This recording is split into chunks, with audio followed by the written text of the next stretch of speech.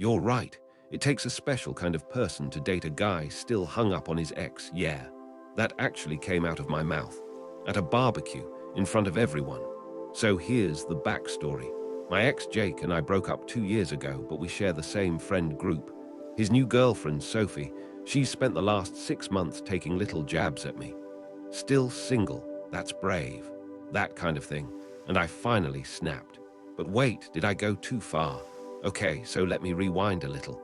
I'm 29, Jake's 30.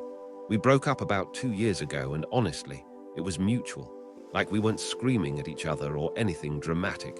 We just kind of looked at each other one day and realized we're not right for each other long term. And that was that. Or so I thought. Because here's the thing, we share the same friend group, same people, same barbecues, same birthday parties, same hangouts. So staying civil wasn't really a choice. It was just survival. And for the most part, it worked. We'd show up, be polite, talk to other people and go home. No big deal.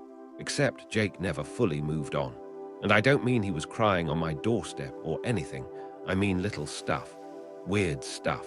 He'd still text me memes that only made sense to us. Inside jokes from 3 years ago. Or he'd randomly bring up a song we used to listen to or a place we went on vacation. In a group setting, with other people right there. And I just kind of laugh awkwardly and change the subject. But then mutual friends started letting things slip. You know how that goes. Someone has a few drinks and suddenly they're like, oh yeah, Jake told me he's still not really over you. Or he said he still has feelings, but don't tell anyone I told you. And I'm sitting there like, great, awesome, that's not uncomfortable at all. Now, I never encouraged this. I never led him on. I didn't flirt back or text him late at night or any of that. I just existed. And apparently that was enough to keep a little ember burning on his side. Enter Sophie. She's 26. They've been dating about 6 months. I don't know her well. I barely know her at all, actually. But every single time we've been in the same room, she finds a way to take a shot at me. And not even clever shots. Just these little, passive-aggressive jabs that hang in the air like stale smoke. Like one time she looked at me and said, wow, you're still single. That's brave. Brave. Like being single at 29 is some kind of extreme sport. I just smiled and said nothing. Another time. Must be nice having so much free time without kids. Oh, okay. So because I don't have children, I must just be sitting around eating cereal in my pajamas at 2 p.m. Cool. Cool, cool, cool. And look, I get it. I'm not naive. I know she probably senses something's off with Jake. She's not stupid. If your boyfriend is still texting his ex memes and bringing up old memories in front of everyone, you're going to notice. And that has to hurt. I genuinely feel for her on some level. But here's the part that makes me frustrated just thinking about it. Instead of talking to Jake about her insecurities, instead of dealing with him directly, she aimed all of that discomfort at me every time. Like I was the problem, like I was the one holding on. And I let it slide. Every single time. Because I didn't want drama, because these are my friends. Because I didn't want to be the crazy ex who starts a scene at a barbecue. So for months, I just took it. Smile, nod, change the subject. Smile, nod, change the subject. Over and over again. But you know how that goes, right? You can only swallow your pride so many times before it starts sitting heavy in your chest. And by the time that barbecue rolled around, I was already full. So the barbecue. Right, here we go. It started out fine. Normal. Burgers on the grill, people laughing, someone's kid running around with a juice box. And for the first hour or so, Sophie actually left me alone. I thought maybe she'd finally chilled out. Maybe she was in a good mood. Maybe this would be the one gathering where I didn't have to fake a smile through another weird comment. Nope. It started small, the way it always does. I was standing by the drinks cooler, just grabbing a soda, and she walked past me and said, loud enough for people to hear, some people just can't move on, huh? She didn't even look at me when she said it, just tossed it out there like a grenade and kept walking. And I stood there for a second, soda in my hand, thinking, did she just say that to me, or was she talking about someone else? But no, I knew. It was aimed right at me. I let it go, took a breath, walked back to my chair. Then later, I was talking to a couple of friends about work, nothing interesting, just normal stuff, and Sophie inserted herself into the conversation. You know the move. She just slid right in and said, "Guess it takes some people longer to grow up."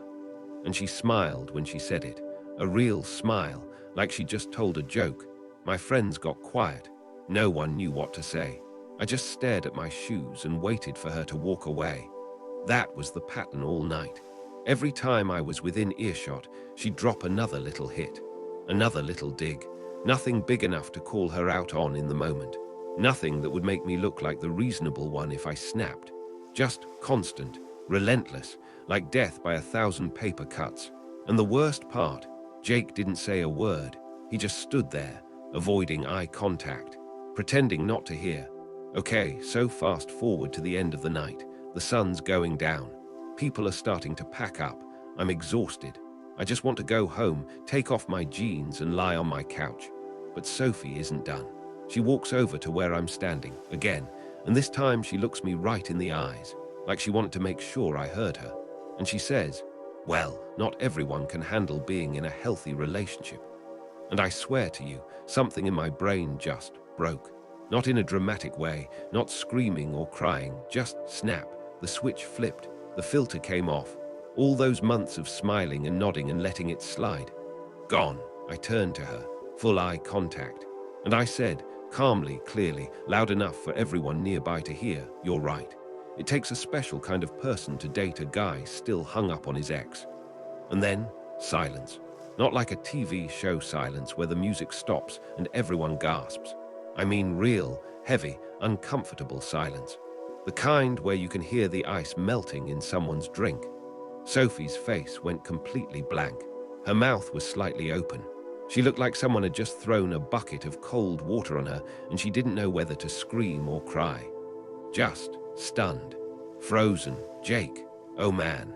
Jake looked like he wanted to sink into the grass. His face was red. Not angry red. Embarrassed red. The kind of red you get when someone says something true about you in public. He wouldn't look at me. He wouldn't look at Sophie. He just stared at the ground like it held all the answers. And our friends, they did that thing people do when they're desperate to escape tension. Someone said, "Hey, who wants more potato salad?" Someone else started talking about traffic. Just awkward, random, obvious subject changes. No one addressed what I said. No one defended Sophie. No one defended me either, just nervous chatter and a lot of side-eye. I stood there for maybe 10 more seconds, felt everyone pretending not to stare, and then I just left. Grabbed my bag, mumbled something about being tired and walked to my car. On the drive home, I replayed it over and over, the words, the silence, their faces, and part of me felt good, like finally someone said it. Finally she got a taste of her own medicine.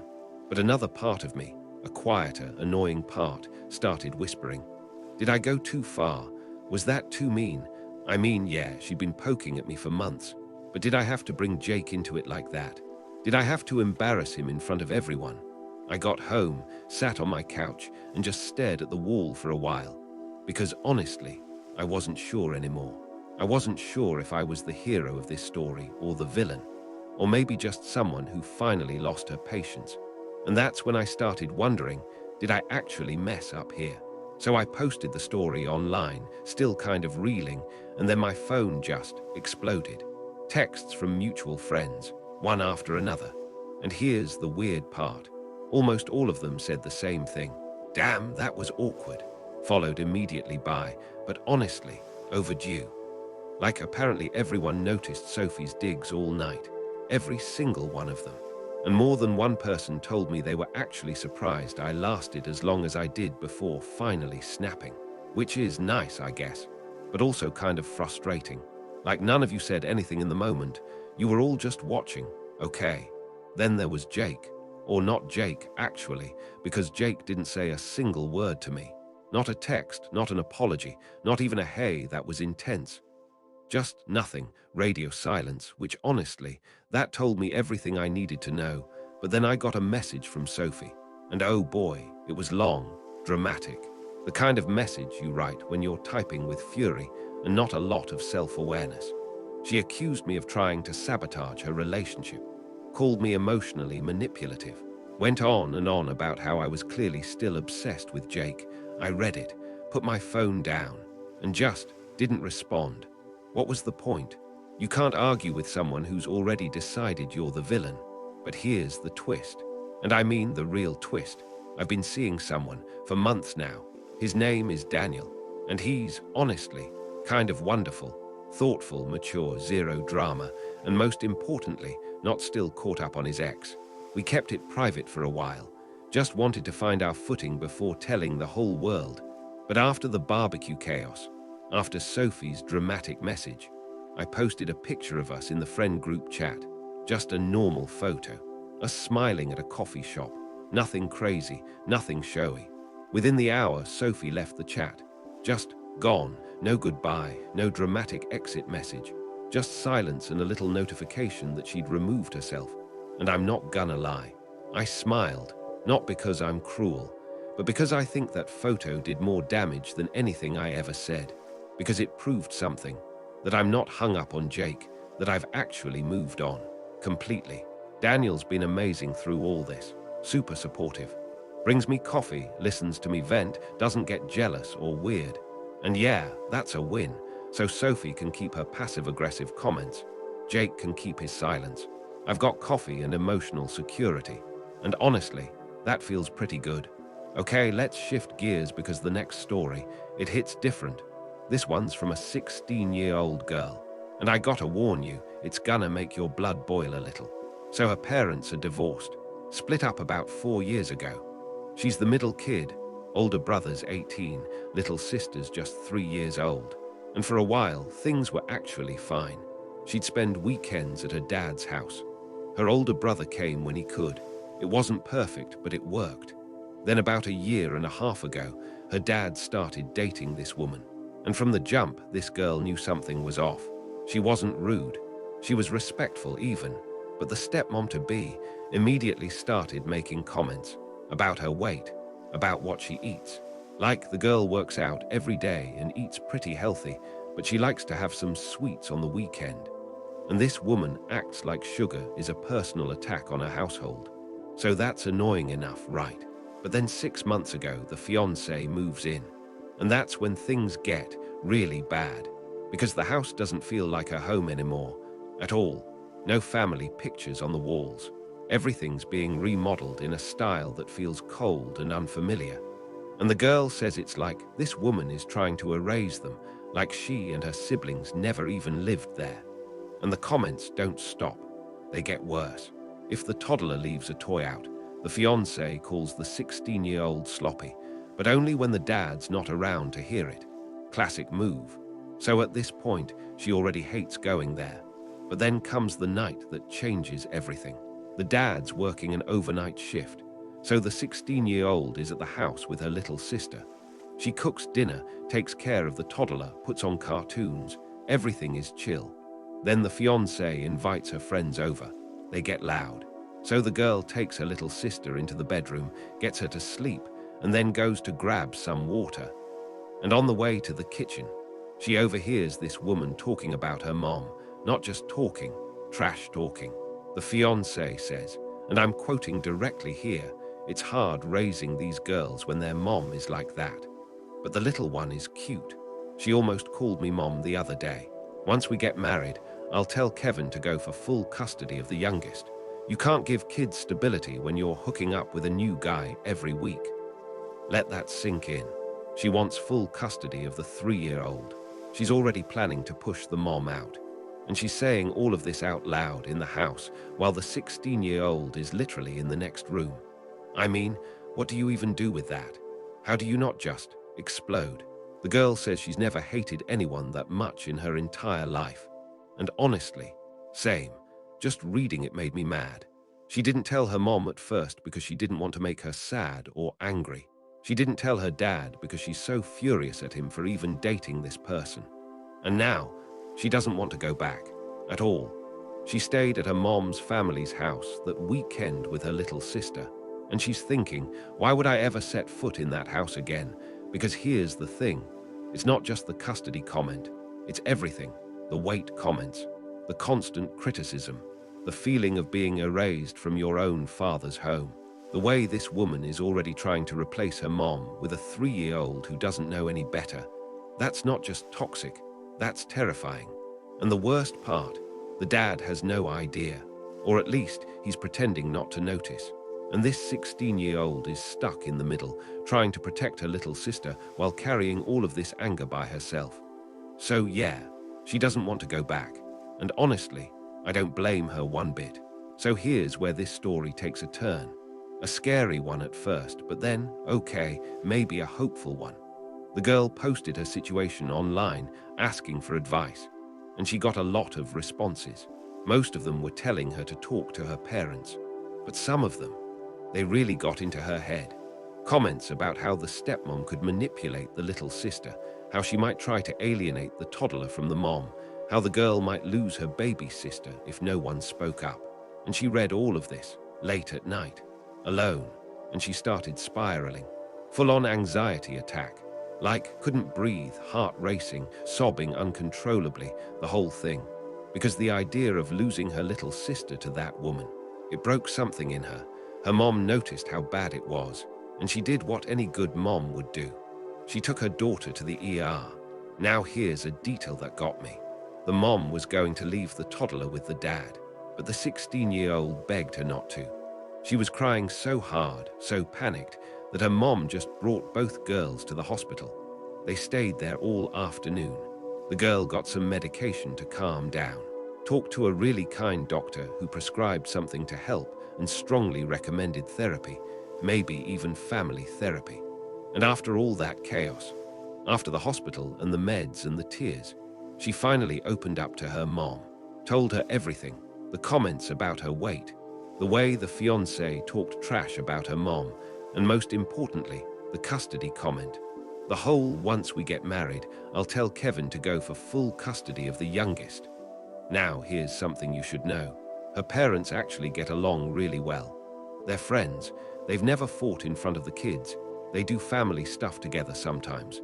So when her mom heard this, she was furious, like genuinely shocked and angry.